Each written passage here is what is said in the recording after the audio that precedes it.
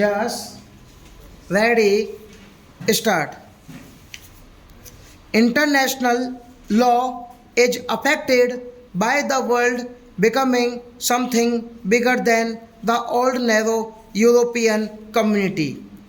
And as the Attorney General said, modern developments in science and the application of science in communications and in social structures affect our ways of life, international relationships as well as individual and group relations, and hence the need for a new concept of international law. You have referred, Mr. Attorney General, to Panchashil, the five principles which have been accepted by a number of countries of Asia and some countries outside Asia.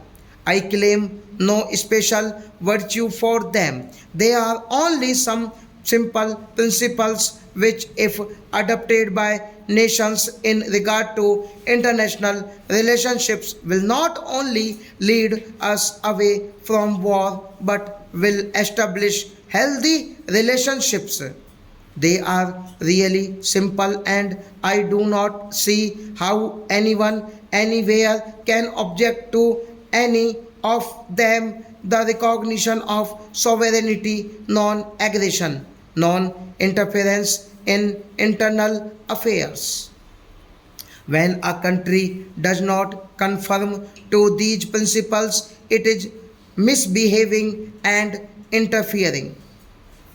It is not acting according to the real basis of international law, which consists of non aggression, non interference, recognition of sovereignty, mutual respect, all these leading up to peaceful coexistence. Peaceful coexistence means coexistence of countries which differ in their policies. There is no point in saying that two persons or two countries who agree should exist peacefully. They do.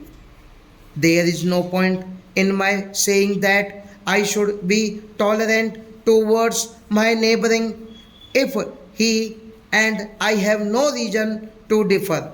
The question of my tolerating my neighbor and his tolerating me arises only when we differ. The question of peaceful coexistence, therefore, comes in only when countries differ in their policies, provided always that they do not interfere with each other, either internally or externally.